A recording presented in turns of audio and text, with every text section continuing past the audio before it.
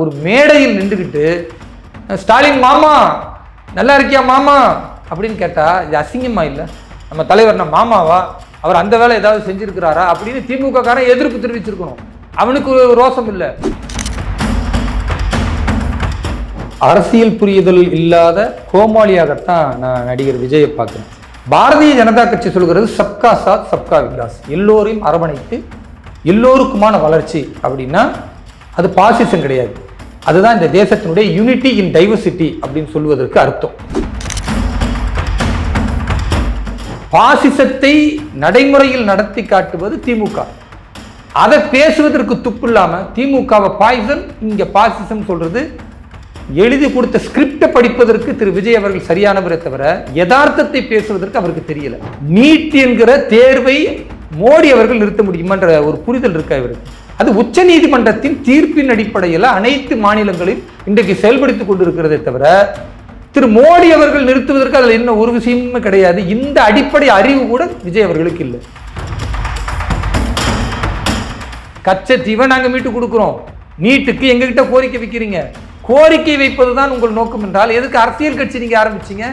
விஷத்தை இஸ்லாமியர்கள் மீது விதைக்கிற திமுகவுடைய அதே வேலையை நீங்கள் செய்வீர்கள் என்றால் திமுகவுக்கு பூஜா தூக்குற விஜய் அப்படின்னு சொல்ல முடியுமே தவிர விஜய்க்கு என்ன அறிவு இருக்குன்னு தான் நம்ம கேள்வி இருக்கும். விஜய் உண்மையாகவே யோக்கியனா இருந்தால், விஜய் உண்மையாகவே அரசியல் புரிந்தவராக இருந்தால், நேற்று முளைத்த காளானான விஜய் அனைத்து இந்திய அண்ணா திராவிட முன்னேற்ற கழகத்தை அடிமை கட்சி என்று பேசுவதாக இருந்தால் இவர் யாருக்கெல்லாம் இனி அடிமையாக போகிறார், யாருக்கு அடிமையாக இருந்து கொண்டு இவர் கட்சியை ஆரம்பித்தார் என்ற பல விஷயங்கள் வரக்கூடிய காலத்தில் நாங்கள் பேசுவோம். முதல்வரே இதில் சம்பந்தப்பட்டிருக்கிறார் என்ற நிலை வறுமையானால் கெஜ்ரிவாலுக்கு வந்த நிலைமை தமிழக முதல்வர் ஐயா ஸ்டாலின் அவர்களுக்கும் வரும். 30 நாளில் தூக்கி எறியப்பட்டால் முதல்வர் பதவி கிடையாது, அப்பாவும் பிள்ளையும் இதே புல் சிறைச்சாலையில் கம்பி என்ற நிலைமை தான் இருக்கும். நீங்கள் உண்மையாளர்களா திமுகவும் காங்கிரஸும் இருந்தா நீதிமன்றத்தை நாங்க நம்புறோம். ஒருவேளை இடி பொய் வழக்கு போட்டாலும் நீதிமன்றத்தில் நாங்க பிணை வாங்குவோம், இது பொய் வழக்கு நிரூபிப்போம் சொல்லிட்டு போங்க. அதை சொல்ல துப்பில்லாத இந்த இந்தி கூட்டணி கட்சிகள் எல்லாம் தேவையில்லாமல் பேப்பரை கிழிச்சு நீங்க தூர போட்டீங்கன்னா நாங்க பயந்துருவோமா?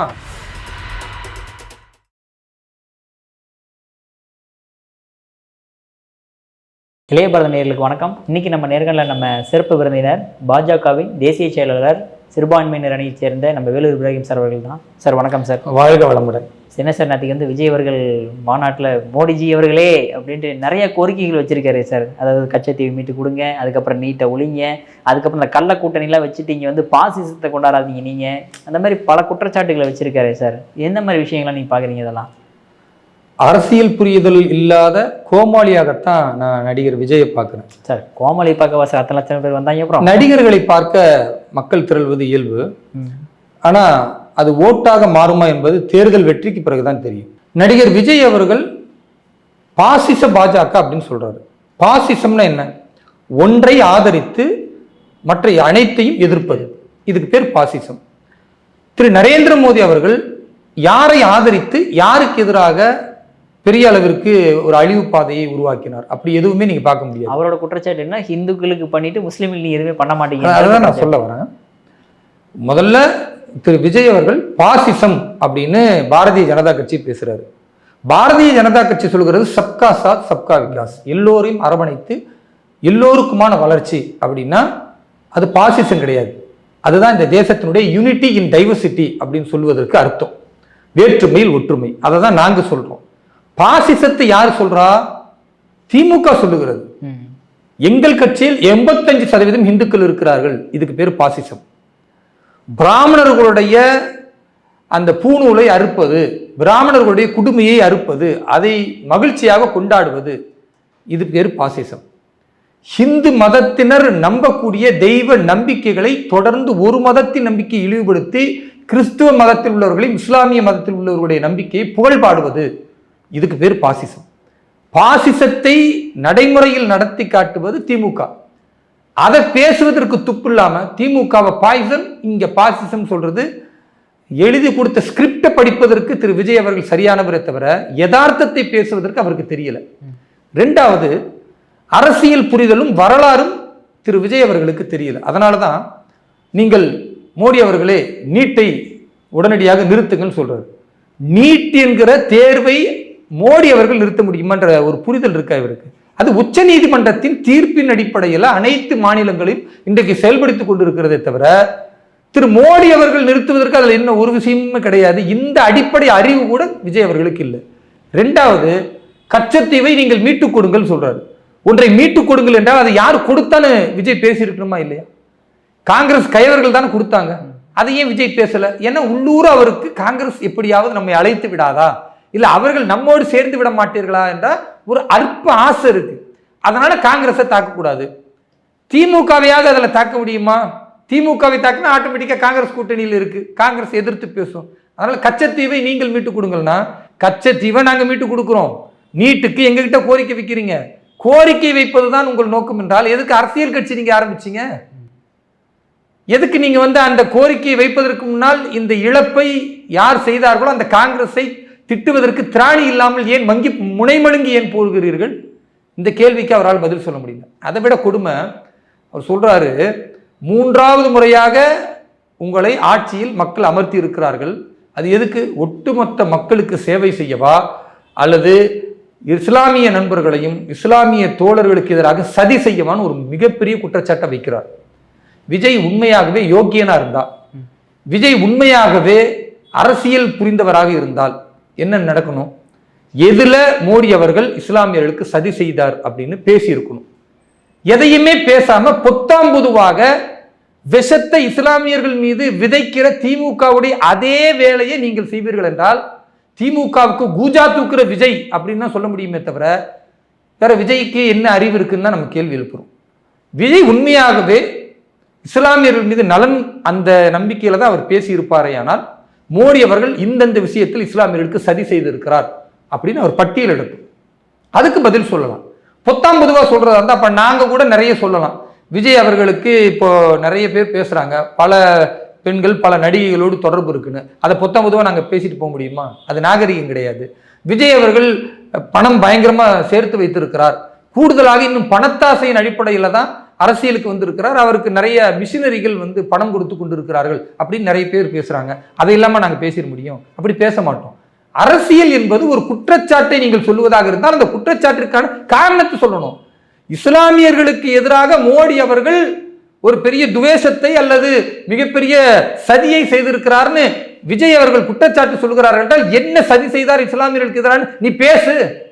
உனக்கு பேசுவதற்கு அருகதை இல்லை. என்ன மோடி அவர்கள் இஸ்லாமியர்களை மிகப்பெரிய முன்னேற்ற பாதையில் கொண்டு சென்று இருக்கிறார். அதை இவர்கள் மறைப்பதற்கு திமுக மாதிரி இன்னொரு வாக்கு வங்கிக்கான அரசியலுக்கு விஜய் கேவலமான ஒரு முயற்சி எடுக்கிறார். இது மாதிரியான முயற்சி பலனளிக்காது. விஜய் மட்டுமல்ல, விஜய் கட்சியில் உள்ள மூத்த நிர்வாகிகள் என்று யார் சொல்லுகிறார்கள் அவராவது களத்துக்கு பேசுவாங்களா? என்னென்ன விஷயத்தில் இஸ்லாமியர்களுக்கு எதிராக அவர் சதி செய்தார் அப்படின்னு பேசுவதற்கு திராணி இருக்கா? சும்மா மேடையில் 1,00,000 பேர் இருக்கிறாங்கன்னா அவங்களுக்கு முன்னால் பேசிட்டு போயிடலாம் அப்படின்னா அப்புறம் நாங்கள் வாய்க்கு வந்ததெல்லாம் பேசுனா நடிகர் விஜய் அவர்கள் எதிர்கொள்ள முடியாது. அதனால நாகரிக அரசியலை செய்வதற்கு விஜய் அவர்கள் முன் வர வேண்டும். நாகரிக அரசியல் என்னால் என்னன்னே தெரியாத ஒரு கேவலமான அரசியலை விஜய் செய்கிறார்.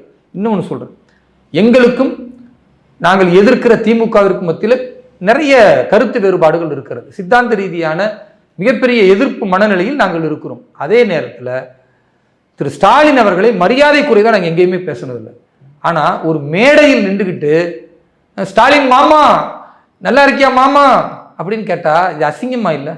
திமுக காரனுக்கு வேணா ரோசம் இல்லாமல் இருக்கலாம். என்னடா நம்ம தலைவரை மாமா மாமான்னு சொல்றான், நம்ம தலைவர் மாமாவா, அவர் அந்த வேலை ஏதாவது செஞ்சிருக்கிறாரா அப்படின்னு திமுக காரன் எதிர்ப்பு தெரிவிச்சிருக்கணும். அவனுக்கு ரோசம் இல்லை. நாங்க ஜனநாயகத்துல கண்ணியமான அரசியல் செய்யணும்னு நினைக்கிறோம். எங்களை போன்றவருக்கு விஜய் பேசும் பொழுது ரொம்ப அனாச்சாரமாக ரொம்ப அருவருக்கத்தக்க விஷயத்தை விஜய் பேசியிருக்கிறான்னு நான் கருதுறேன். நீங்க பேசும் பொழுது திரு ஸ்டாலின் அவர்களை அப்பான்னு சொல்லாதீங்க, அது உங்களுக்கு கருத்து வேறுபாடு இருக்குன்னு சொல்லிட்டு போங்க. அதுக்காக நீ மாமான்னு கூப்பிடுவீங்களா? அதையே திருப்பி திருப்பி மாமா மாமானா எல்லாரும் சிரிக்கிறாங்க அங்க விஜய் ரசிகர்கள் எல்லாம். நீ என்ன அர்த்தத்தில் சொல்றன்றது அவர்களுக்கு புரிந்திருக்கிறது, மக்களுக்கு புரிஞ்சிருக்கு. ஒரு முதல்வரை இப்படி பேசுவது என்பது அநாகரிகத்தின் உச்சம். அதை விஜய் செய்வது என்பதை ஏற்றுக்கொள்ள முடியாது. இப்படி அநாகரிகமாக இவர் பேசுவாரையானால் நடிகர் விஜயை அநாகரிகமாக பேசுவதற்கு நிறைய பேர் முன் வருவார்கள். அப்புறம் தேர்தல் வரைக்கும் அவர் தேர்வாரான்ற கேள்வி இருக்கிறது. விஜய் முதலில் பொய் பேசி இருக்கிறார். இரண்டாவது, இஸ்லாமிய சமூகத்திற்கு எதிராக பாசிச பாஜக என்று பாரதிய ஜனதா கட்சியை, இந்த தேசத்தை ஆளுகிற மாண்புமிகு பாரத பிரதமர் நரேந்திர மோடி அவர்களுக்கு எதிராக அபாண்டமான அவதூறை பேசியிருக்கிறார். இரண்டாவது, நீட் என்ற புரிதல் இல்லாமல் அவர் அரசியல் அறிவே இல்லாமல் பேசியிருக்கிறார். கச்சத்தீவை மீட்க வேண்டும் என்று சொல்லக்கூடியவர் கச்சத்தீவு யாரால் அபகரிக்கப்பட்டது, யார் கச்சத்தீவை இலங்கைக்கு அளித்தார்கள் அப்படின்ற உண்மையை பேச அவரால் திராணி இல்லை. ஆனால் இவர் நான் வந்துட்டா மாற்றத்தை கொடுப்பேன், மண்ணாங்கட்டியை கொடுப்பேன்னா இது கைத்தட்டிட்டு போற ரசிகருக்கு சரியா இருக்குமே தவிர நாட்டின் அரசியலையும் மக்களின் வளர்ச்சியையும் புரிந்து கொள்ளக்கூடிய தமிழக மக்கள் தெளிவாக இருக்கிறார்கள். நடிகர் விஜய் நடிப்பதற்கு தகுதியானவரை தவிர அரசியல் நாடகத்திற்கு அவர் அருகதையற்றவர். ஆனால் சார், அவர் குறிப்பிடும் போது என்ன சொல்றாருன்னா, எம்ஜிஆர் இருந்த கட்சி இப்போ என்ன ஆயிடுச்சு அப்படின்னு பார்த்தீங்கன்னா பாஜக கீழே அடிமையாக வாழ்ந்துட்டு இருக்கு அப்படின்ற மாதிரி ஒரு குற்றச்சாட்டு வைக்கிறாரு சார் எடப்பாடி பழனிசாமி. பேரை குறிப்பிடாம சொல்றாரு சார். ஆனால் அனைத்து இந்திய அண்ணா திராவிட முன்னேற்ற கழகத்திற்கு தனித்துவமான கொள்கை இருக்கிறது, அவர்களுக்கான தலைவர்கள் இருக்கிறார்கள், அவர்களுக்கு நீண்ட நெடிய பாரம்பரியம் இருக்கிறது. நேற்று முளைத்த காளானான விஜய் அனைத்து இந்திய அண்ணா திராவிட முன்னேற்ற கழகத்தை அடிமை கட்சி என்று பேசுவதாக இருந்தால் இவர் யாருக்கெல்லாம் இனி அடிமையாக போகிறார், யாருக்கு அடிமையாக இருந்து கொண்டு இவர் கட்சியை ஆரம்பித்தார் என்ற பல விஷயங்கள் வரக்கூடிய காலத்தில் நாங்கள் பேசுவோம். அப்போ மக்களுக்கு புரியும். ஒன்று. ரெண்டாவது, அடிமை கட்சின்னு சொல்றதா இருந்தா நாங்க சொல்றதெல்லாம் கேட்டுக்கிட்டு இருக்கிற ஒரு கட்சின்னா அது அடிமை கட்சின்னு சொல்லலாம். அனைத்து இந்திய அண்ணா திராவிட முன்னேற்ற கழகத்திற்கும் பாரதிய ஜனதா கட்சிக்கும் நிறைய கருத்து வேறுபாடுகள் இருக்கு. அதை ஐயா எடப்பாடி அவர்களே சொல்லியிருக்கிறாரு. நாங்கள் கூட்டணியில் இருக்கிறோமே தவிர எங்கள் கொள்கை வேறு, அவர்கள் கொள்கை வேறு. இவ்வளவு தெளிவா சொல்லக்கூடிய ஒரு தலைவராக இருக்கும் பொழுது எப்படி பாஜக அதை அடிமைப்படுத்திடும் நினைக்கிறாங்க? இது எவ்வளவு பெரிய பொய்யான விஷயம்.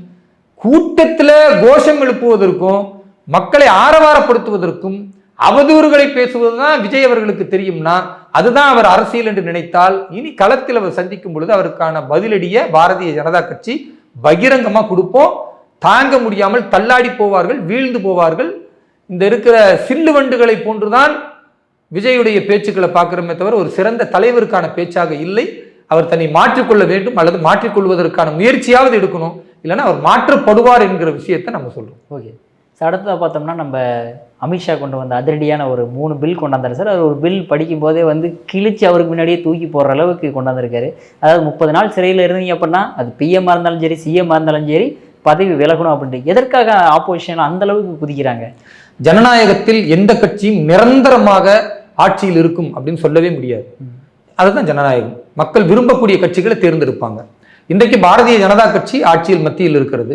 மாநிலங்களில் பார்த்தீங்கன்னா இன்னைக்கு இங்கே திமுக இருக்கு, நாளைக்கு இந்த நிலை மாறலாம். ஒரு காலத்தில் காங்கிரஸ் மீண்டும் ஆட்சிக்கு வரலாம், இங்கே திமுக இருப்பது பாரதிய ஜனதா கட்சி மாநிலத்தில் ஆட்சியை பிடிக்கலாம். இதெல்லாம் யதார்த்தமா நடக்கக்கூடியதாக நாம நம்புறோம். ஏன்னா ஜனநாயகம் அப்படித்தான் இருக்கும். அப்படிப்பட்ட ஒரு ஜனநாயக மாண்பை மதிக்கக்கூடியவர்களாக, அரசியலமைப்பை மதிக்கக்கூடியவர்களாக காங்கிரஸ்காரர்களும் திமுக காரர்களும் இருக்காங்களா? இல்லை, பயத்தில் இருக்கிறார்கள். ஏன்னா ஊழல் செய்திருக்கிறார்கள், பெட்டி பெட்டிய பணத்தை வைத்துக் கொண்டிருக்கிறார்கள், மக்களை ஏமாற்றி பிழைத்துக் கொண்டிருக்கிறார்கள். இவர்கள் எந்த நேரம் வேண்டுமானாலும் ஊழல் வழக்கில் கைது செய்யப்பட்டால் 30 நாள்ல பதவி போயிடும்னா முதலமைச்சர் பதவி போனா ஐயோ இதை யார் பிடிச்சுக்குவாங்களோ தெரியாது அப்படின்ற பதட்டத்தில் இருக்காங்க. உங்களுக்கு தெரியும், ஆல்ரெடி மதுபான ஊழல்ல உதயநிதி சம்பந்தப்பட்டிருக்கிறாருன்னு பல ஊடகங்கள்ல பேசியதை பார்க்கிறோம். வழக்கு சென்று கொண்டிருக்கிறது. ஒருவேளை தேர்தலுக்கு முன்னாலே அது நிரூபிக்கப்பட்டு கைது செய்யப்பட்டால் 30 நாள் இல்ல 300 நாள் அவர் சிறையில் இருப்பார் உதயநிதி. அப்ப துணை முதல்வர் பதவியை அவர் இருக்க முடியாது, உடனடியாக தூக்கி எறியப்படும். அப்ப அவங்களுக்கு பயம் வருது. ஏன் முதல்வரே இதில் சம்பந்தப்பட்டிருக்கிறார் என்ற நிலை வறுமையானால் கெஜ்ரிவாலுக்கு வந்த நிலைமை தமிழக முதல்வர் ஐயா ஸ்டாலின் அவர்களுக்கும் வரும். 30 நாள்ல தூக்கி எறியப்பட்டால் முதல்வர் பதவி கிடையாது, அப்பாவும் பிள்ளையும் இதே புல் சிறைச்சாலையில கம்பி என்ற நிலைமை தான் இருக்கும். இது கூட நடக்கும். அதுக்கு அடுத்து நீங்க பாத்தீங்கன்னா இந்த சட்டம் கொண்டு வரப்படுவதனுடைய அடிப்படை நோக்கம் என்ன? யாரெல்லாம் ஊழல் செய்கிறீர்களோ நீங்கள் 60 நாள், 1 மாசம், 2 மாசம், 3 மாசம் நீங்கள் சிறைக்குள் இருந்துகிட்டு ஒரு அரசை எப்படி நடத்த முடியும்? ஒரு முதலமைச்சராக நீங்கள் சிறையில் இருந்து கொண்டு ஒரு ஆட்சி மக்களுக்கான நல்ல விஷயங்களை எப்படி செய்ய முடியும்? ஒரு தவறான முன்னுதாரணமா போயிடும். அதனால இந்த பில் கொண்டு வந்திருக்கு. ஆனா இந்த பில்லை நடைமுறைப்படுத்தப்படுவது மத்திய அரசு கிடையாதுங்க, நீதிமன்றம் தான். 30 நாட்கள் நீங்கள் சிறையில் இருக்க வேண்டுமா? உங்களை கைது செய்யப்பட்ட அந்த விவகாரம், அந்த ஊழல் என்பது அவ்வளவு பெரிய ஊழல் விவகாரமா அல்லது பிணை உங்களுக்கு தரலாமா? நீதிமன்றம் தான் முடிவு செய்ய போகுது. அப்ப நீதிமன்றத்தை நோக்கி தான் நீங்கள் போகணுமே தவிர மத்திய அரசுக்கு எதிராக நீங்கள் குதிக்கிறீர்கள், கதறுகிறீர்கள் என்றால் நீங்கள் ஊழல் செய்ததற்கான பயத்தை வெளிப்படுத்துகிறீர்களே தவிர நீங்கள் உண்மையாளர்களா திமுகவும் காங்கிரஸும் இருந்தா நீதிமன்றத்தை நாங்க நம்புறோம், ஒருவேளை இடி பொய் வழக்கு போட்டாலும் நீதிமன்றத்துல நாங்க பிணை வாங்குவோம், இது பொய் வழக்கு நிரூபிப்போம் சொல்லிட்டு போங்க. அதை சொல்ல துப்பில்லாத இந்த இந்தி கூட்டணி கட்சிகள் எல்லாம் தேவையில்லாமல் பேப்பரை கிழிச்சு நீங்க தூர போட்டீங்கன்னா நாங்க பயந்துருவோமா? துப்பாக்கி குண்டுகளுக்கே பயப்படாம களத்தில் நிற்கக்கூடியவர்கள் நரேந்திர மோடி அவர்களும் அமித்ஷா அவர்களும். நீங்க வீசுகிற இந்த பேப்பர் குப்பைகளுக்கெல்லாம் பயப்பட மாட்டோம், ஏன்னா உங்களையே நாங்கள் குப்பைகளாகத்தான் கருதுறோம். அதனால மக்களுக்காக நேர்மையான ஆட்சியை செய்யக்கூடியவர்கள் தான் தலைவர்களாக முதல்வர்களாக இருக்க முடியும். அப்படி தகுதியற்றவர்களாக மாறினால் 30 நாட்களில் நீங்கள் தூக்கி எறியப்படுவீர்கள் என்று கொண்டு வந்திருக்கிற இந்த மசோதா என்பது சரியான மசோதா. அதை நீதிமன்றம் தான் தீர்ப்பு கொடுக்க போகிறது. நீதிமன்றத்திற்கு போகக்கூடியவர்கள் தரத்தை மாற்றி தடத்தை மாற்றி இங்கு மத்திய அரசுக்கு எதிராக இவர்கள் பேசுகிறார்கள் என்றால் அவர்களுடைய பலவீனத்தை காட்டுகிறது. மக்கள் உண்மையை புரிந்து கொண்டிருக்கிறார்கள், முதன்மையான விஷயம். ரெண்டாவது, நீங்க பாத்தீங்கன்னா நிறைய இளைஞர்கள் இன்றைக்கு ஆன்லைன் சூதாட்டத்தில் பலியாகி கொண்டே இருக்கிறார்கள். இதை மத்திய அரசு கவனத்தோடு இந்த முறை அதற்கான ஒரு மசோதாவை கொண்டு வந்து இனி ஆன்லைன் சூதாட்டத்தை யார் நடத்துகிறார்களோ 3 ஆண்டு வரைக்கும் சிறை, 1 கோடி ரூபாய்க்கு மேல வந்து அவர்களுக்கு அந்த பனிஷ்மெண்ட்டோடு சேர்ந்து பல்வேறு அபராதத்தை விதிக்கிறார்கள். இதெல்லாம் எதற்காக அப்படின்னா இளைஞர்கள் இந்த சமூகத்தினுடைய மிக அற்புதமான வலிமை வாய்ந்தவர்கள், தேசத்தை முன்னேற்றுவதற்கான மிகச்சிறந்த ஆயுதம் அவர்கள். அப்படிப்பட்ட இளைஞர்களை இந்த சூதாட்டம் விளையாட்டு ஆன்லைன் என்று நிறைய தற்கொலை சம்பவங்கள் நடக்குது. அதனால நிறைய இளைஞர்கள் மனநிலை பாதிக்கப்படுகிறார்கள். அப்படிப்பட்ட நிலை மாறக்கூடாதுன்னு இந்த புதிய மசோதா கொண்டு வரப்பட்டிருக்கிறது. இதன் மூலமாக இளைஞர்கள் பாதுகாக்கப்படுவார்கள். ஆன்லைன் சூதாட்டம் தேசம் முழுக்க இனி ஒழிக்கப்படும். சரியான முறையில் முன்னேற்றத்தை மக்கள் காண்பார்கள். Okay sir. அடுத்த பார்த்தோம்னா இப்போ திடீர்னு அமித்ஷா அவர்கள் வந்து தமிழ்நாட்டுக்கு வருகை தந்திருக்காரு. என்ன விஷயமா வருகை தந்திருக்காரு? என்ன மாற்றத்திற்காக? மத்திய உள்துறை அமைச்சர் அமித்ஷா அவர்கள் மிக தெளிவாக சொல்லியிருக்கிறார், ஒவ்வொரு மாதமும் நான் தமிழகத்திற்கு வருவேன், திமுக ஆட்சியை அகற்றும் வரை இந்த பயணம் தொடரும் அப்படின்னு சொல்லியிருக்கிறார். இப்போ முதல் பயணம் மக்களை சந்திப்பதற்காக வந்தார்.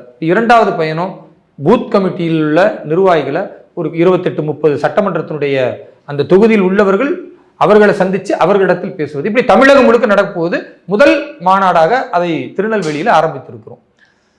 இந்த மாநாட்டில் பல்வேறு விஷயங்களை அமித்ஷா அவர்கள் எங்களுக்கு வழிகாட்டி இருக்கிறார்கள். குறிப்பா சொல்லணும்னா மத்திய அரசு என்ன திட்டங்களை தமிழக மக்களுக்கு தந்திருக்கு அப்படின்னு நீங்க முதல்ல ஒவ்வொரு பூத்துல போய் சொல்லுங்க. ஏன்னா இன்னைக்கு பூத்துல இருக்கிற மக்களுக்கு தான் தெரியணும். வெறும் சமூக வலைதளங்கள்ல மட்டுமே பேசிட்டா முடியாது. பூத்தில் இருக்கிற சாதாரண அடிப்படையில் ஏழை மக்கள், நடுத்தர மக்கள் அவங்களுக்கு போகணும். பாரத பிரதமர் திரு நரேந்திர மோடி அவர்கள் தமிழகத்திற்கு மட்டும் இங்க பாத்தீங்கன்னா 90 லட்சம் குடிநீர் குடும்பங்களுக்கு வழங்கி இருக்கிறார். எவ்வளவு பெரிய அற்புதம் பாருங்க. 90 லட்சம் குடும்பங்கள் இன்றைக்கு தண்ணீர் தேவையை நிறைவு செய்திருக்கிறது என்றால் இதை அந்த மக்களிடத்துல போய் நாம சொல்லணும். அதே மாதிரி 12 லட்சம் கிராமப்புற மக்களுக்கு ஆவாஸ் யோஜனா திட்டத்தின் கீழே வீடுகளை அளித்திருக்கிறார். 6 லட்சம் நகர்ப்புறத்தில் உள்ள ஏழை மக்களுக்கு வீடுகளை அளித்திருக்கிறார். இதை பூத்துல அந்தந்த மக்களுக்கு போய் சொல்லணும். அது மட்டும் இல்லாம நீங்க பாத்தீங்கன்னா ஒவ்வொரு பெண்களும் கழிப்பறை வசதி என்பது அவர்களுடைய கண்ணியம் சம்பந்தப்பட்டது. இன்றைக்கு 59 லட்சம் கிராமப்புறங்கள் உள்ள பெண்களுக்கு அத்தனை குடும்பங்களுக்கும் இன்னைக்கு டாய்லெட் ஏற்பாடு செய்து கொடுத்திருக்கிறார். 5.4 லட்சம் நகர்ப்புறத்தில் உள்ள பெண்களுக்கு அவர்களுடைய குடும்பங்களுக்கு கழிப்பறை வசதி ஏற்பாடு செய்யப்பட்டு தந்திருக்கிறது. இப்படி ஒன்று ஒன்றா மத்திய அரசு செய்த திட்டங்களை நாங்கள் சொல்லிக்கிட்டே போயிடும். ரெண்டாவது, திமுக ஆட்சியில் என்ன நடந்துச்சு அப்படின்றது சொல்லணும். திமுக ஆட்சி நாங்கள் வந்த பிறகு விலைவாசி குறைப்போம் நாங்கள். ஆனா இவர்கள் வந்த பிறகு மின்சார கட்டணம் 3 மடங்கு விலை ஏறி இருக்கிறது. அது மட்டுமல்லாம இவர்கள் வந்த பிறகு பத்திரப்பதிவு கட்டணம் என்பது 500% ஏறி இருக்கிறது. இவர்கள் வந்த பிறகு சொத்து வரி என்பது 50% ஏறி இருக்கிறது. இவர்கள் வந்த பிறகு குடிநீர் வரி என்பது 100% வரி ஏறி இருக்கிறது. இப்படி எல்லா விதத்திலும் வரி ஏற்றும், விலைவாசி ஏற்றும். அதே போன்று இவர்கள் ஊழல் ஆட்சி செய்யக்கூடிய ஒரு பங்கு. பெண்களுக்கு இங்கு பாதுகாப்பு இல்லை. ஏழை மக்கள் தவித்துக் கொண்டு இருக்கிறார்கள். சட்டம் ஒழுங்கு சீர்கெட்டு போயிருக்கிறது. காவல்துறையினரே பாதிக்கப்பட்டக்கூடியவர்களை அடித்து கொலை செய்யக்கூடிய ஒரு சூழல். எல்லா இடங்களிலுமே அராஜக போக்கு. இதையெல்லாம் ஒரு பக்கம் சொல்லணும். ஒன்று, பாரத பிரதமர் திரு நரேந்திர மோடி அவர்களால் தமிழகத்தின் மக்களுக்கு மிகப்பெரிய முன்னேற்றம் ஏற்பட்டு இருக்கிறது என்பதை ஒவ்வொரு பூத்துக்கும் கொண்டு போய் சேர்க்கணும். இரண்டாவது திமுக ஆட்சியினுடைய விலையேற்றும், இவர்கள் ஆட்சியில் நடந்த அத்தனை கொடுமைகளையும் மக்களுக்கு கொண்டு போய் சொல்லணும். இதை ஒவ்வொரு பூத் அளவுக்கு கொண்டு போகணும் என்பதை மக்களுக்கும் எங்களுடைய கட்சியினுடைய காரியகர்த்தாக்களும் சொல்வதற்காகத்தான் அமித்ஷா அவர்கள் இந்த பயணத்தை மேற்கொண்டிருக்கிறார். அவருடைய பயணம் உத்வேகத்தை எங்களுக்கு அளிக்கிறது. இன்னும் சிறப்பாக மக்களிடத்தில் நாங்கள் கொண்டு போவதற்கும் திமுகவை விரட்டுவதற்குமான ஆயுதமாக இது எங்களுக்கு இருக்கும். ஓகே சார், கடைசி ஒரே ஒரு கேள்வி சார். அதாவது சிபி ராதாகிருஷ்ணன் அவர்கள் வந்து நம்ம தமிழ்நாட்டிலேருந்து ஒரு வைஸ் பிரசிடெண்ட்டாக ஆக போகிறாரு. அதை திமுக ஆதரிக்காம அவர் ஆர்எஸ்எஸ்ஐ சேர்ந்தவர் அப்படின்ற மாதிரி வந்து கனிமொழி அவர்கள் வந்து ஒரு முட்டு கொடுக்குறாங்களே, எதற்காக அந்த அளவுக்கு? எதற்கெடுத்தாலும் தமிழ்னு தமிழக மக்களை இவர்கள் ஏமாற்றுகிறார்கள் என்பதற்கான இன்னொரு ஆதாரம் தாங்க இது. கடந்த காலத்தில் அப்துல் கலாம் ஐயா என்கிற ஒரு மிகச்சிறந்த தமிழர், அனைத்து மக்களும் போற்றக்கூடிய ஒரு மாமனிதன், மீண்டும் இரண்டாவது முறையாக அவரை குடியரசுத் தலைவராக தேர்ந்தெடுக்கப்பட வேண்டும் என்று பாரதிய ஜனதா கட்சி விரும்பும் பொழுது இதே திமுக, இதே கலைஞர் கருணாநிதி சொன்னார், கலாம் என்றால் கழகம் என்று சொல்லி ஒரு தமிழனுக்கான வாய்ப்பை தட்டி பறித்தவர் யார்? கலைஞர் கருணாநிதி. ஏன்னா இவர்கள் ஆந்திராவிலிருந்து வந்தவர்கள், அயோக்கியர்கள் என்பதனால தான் இன்றைக்கு ஆந்திரா பிரதேசத்தை சார்ந்த ஒரு நபரை தேர்ந்தெடுப்பதற்கு தயாராகி இருக்கிறார்கள். தமிழராக இருக்கக்கூடிய மிகச்சிறந்த மனிதர் ஐயா சிபி ராதாகிருஷ்ணன் அவர்களை தேர்ந்தெடுக்க இவர்களுக்கு மனம் வரல. நம்பர் 1. 2வது, நீங்க பாருங்க, தன் மாநிலம் என்றுதான் பார்க்க வேண்டும் என்பதை பிற எதிர்க்கட்சிகள் உணர்ந்திருக்கிறாங்க. பிரதிபா பாட்டீல் அவர்கள் இருந்தாங்க. அவர்கள் குடியரசுத் தலைவராக தேர்ந்தெடுக்கப்படும் பொழுது அன்றைக்கு சிவசேனா என்பது பாரதிய ஜனதா கட்சியோடு இருந்தது. ஆனால் காங்கிரசுக்கு அது ஆதரவு தெரிவித்தது. ஏன்? எங்கள் மராட்டிய மண்ணிலிருந்து அவர்கள் தேர்ந்தெடுக்கப்படுகிறார்கள், அதனால நாங்கள் காங்கிரசுக்கு ஆதரவு தெரிவிக்கிறோம் சொன்னாங்க. அதுதாங்க மொழிப்பற்று, அதுதாங்க அந்த மாநிலத்தின் மீது பற்று. அது திமுக கொஞ்சம் கூட இல்லையே. நீங்க பாருங்க, என்டிஆர் அவர்கள் காங்கிரஸோடு எதிர்த்து நின்றவர். ஆனா திரு நரசிம்மராவ் அவர்கள் பிரதமர் வேட்பாளராக ஆந்திராவில் நிற்கிறார், நந்தியால் தொகுதியில். உடனடியாக திரு என்டிஆர் அவர்கள் என்ன செஞ்சாருன்னா, அந்த தொகுதியில நாங்கள் நிற்க மாட்டோம் சொன்னாங்க. ஏன்?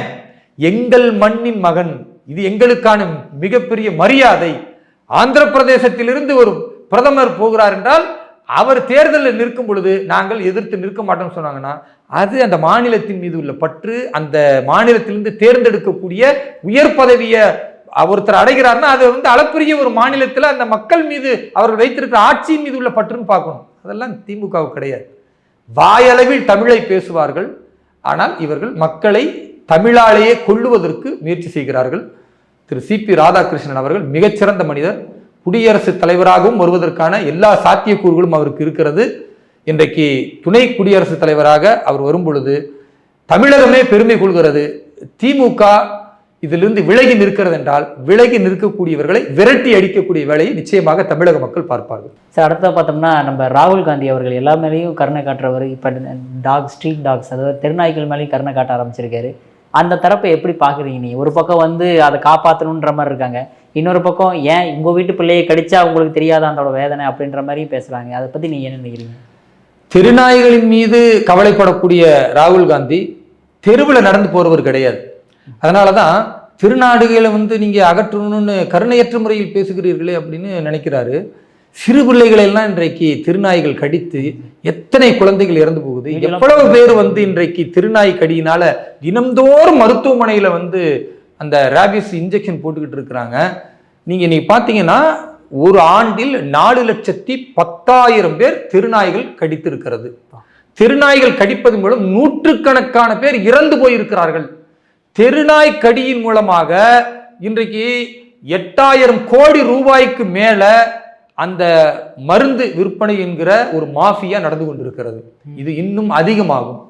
மாஃபியாக்களுக்கு ஆதரவு தெரிவிப்பதற்குத்தான் ராகுல் காந்தி பேசுகிறாரே தவிர திருநாய் கடிக்கக்கூடிய சாதாரண ஏழை மக்களுடைய துன்பங்களையோ குழந்தைகள் படக்கூடிய துன்பங்களையோ அவர் வந்து கண்டுகொள்வதே கிடையாது. அவருக்கு நாய் மேல் அக்கறை இருக்கு, மனிதர்கள் மீது அக்கறை இல்லை. அதனாலதான் ரொம்ப துடிக்கிறாரு.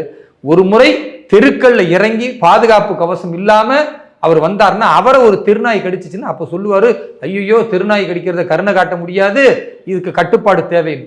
எங்க உயர் நீதிமன்றமும் உச்ச நீதிமன்றமும் சொல்லுது, திருநாய்களை வந்து நீங்கள் கட்டுப்படுத்துங்க, அதை வந்து அதற்கான இடத்துல நீங்க அடைச்சு வையுங்க, அல்லது திருநாய்கள் எதெல்லாம் வந்து ஆபத்தானதாக இருக்கிறதோ அதை கொள்ளுவதில் தவறு இல்லைன்ற அளவுக்கு இன்றைக்கு பேசும் பொழுது எதை பற்றி மக்களை பற்றிய அக்கறையே இல்லாமல் தெருநாயை வந்து கொள்றத அவர் எதிர்க்கிறாருன்னா இது என்ன, ஒன்றுமே எனக்கு புரியல.